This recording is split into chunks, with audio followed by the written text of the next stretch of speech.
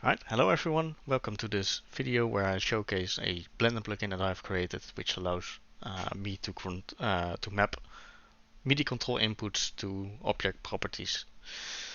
Alright, let's get started. This is hopefully quite straightforward. If it's not, just ask in the comments. I will try to help wherever I can.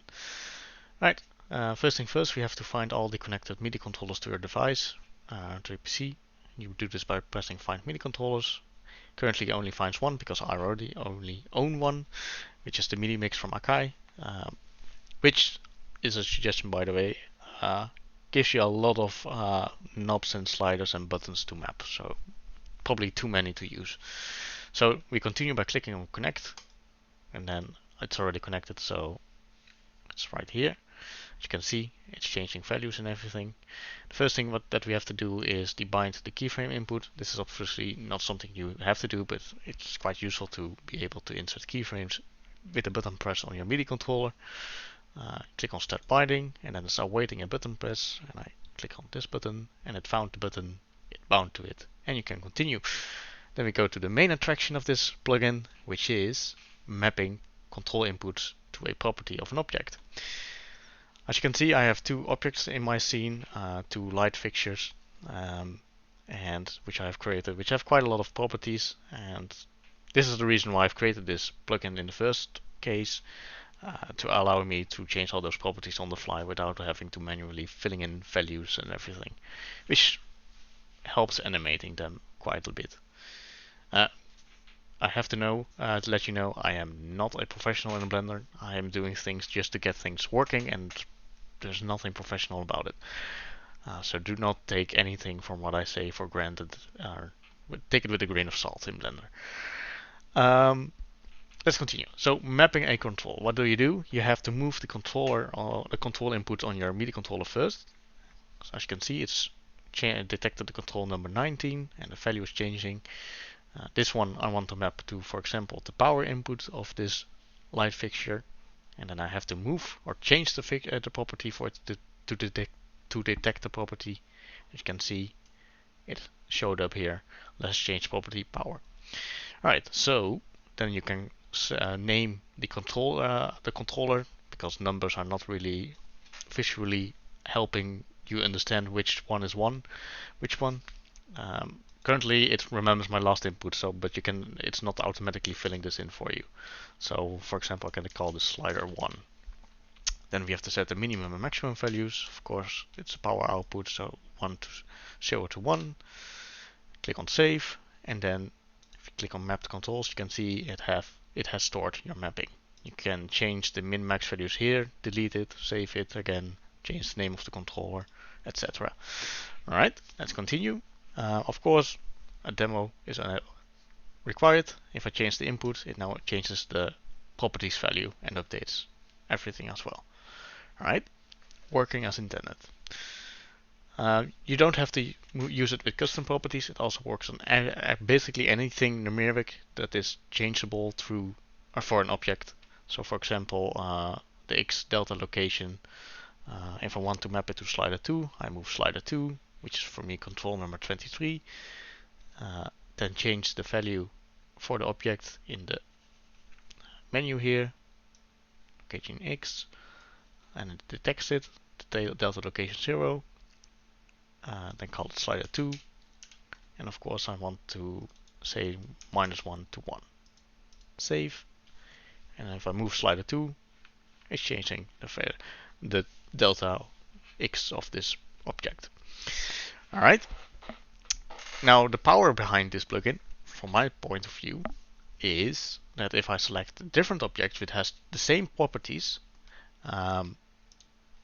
it applies the same changes to the properties as for the other object. It's not specifically mapped to a specific object. It's a general property that is being changed. So as you can see, I can change the X position, can change the power, and even so, if you have an object which doesn't have, for example, the power custom property, if I add a new one, just add a mesh, a cube, for example, or a plane.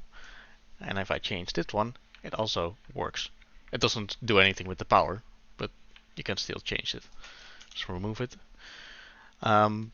So that's basically it. But like I mentioned before, if I want to change multiple fixtures, I can do so as well. I just have to select both of them, and then I can change the values and the X position. So it all works together. And of course I want to animate this, so if I click on one of them and I set this to 0, I can press the button that I just bound for inserting a keyframe, and it inserts a keyframe. Go to a different position, and I can, as you can see, I can animate it like so. And now it's animated. And of course I can then, if I want to do both of them, I can just select both of them, and then I want to say turn on and turn off. And like so. This one is already turned on by default, and then turns off. So that's basically it. Of course, after you're done with your setting up your mappings for your properties and everything, and you've done working on your project, you want to head to bed, you want to save those mappings, right? You don't want to do this every time you start a Blender. Of course you can, and that's why this export button is here. You click on it, it saves a separate JSON configuration file, which allows to have a separate mapping file separate from your project. Just call this something number 3. As you can see, I've done this multiple times. And then saved, and if you want to import it, you can just import one. I can import a different one. Basically the same thing. And I also created a specific mapping for the specific fixture, which has a lot more properties. As you can see, everything is named, and you can still change anything you want. Works quite well. So now I can also change, for example, the color output of this fixture, the beam width and everything, the distance. So yeah, everything is, and this all is animatable. So that's how I work now. And you can do so as well. I do have to add a disclaimer. Probably should have done this at the beginning.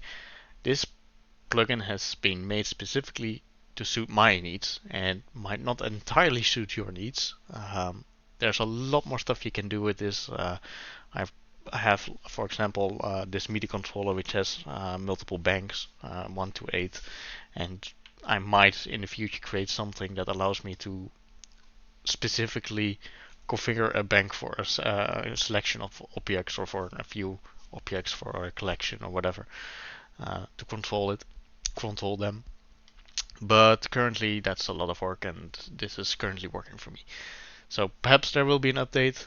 If you have feedback or bug reports and everything, please do mention them. I have a GitHub page where you can throw an issue at me. I might look at it. As I mentioned, it's a project, a hobby project, so not something professional. So don't expect me to completely surround you with 24-hour support around the day. But hopefully that's understandable. Anyhow, I hope you enjoyed this video. I hope you've enjoyed this plugin, and if you have not, then I hope you find something else that you enjoyed today. I wish you all a very good day. Goodbye.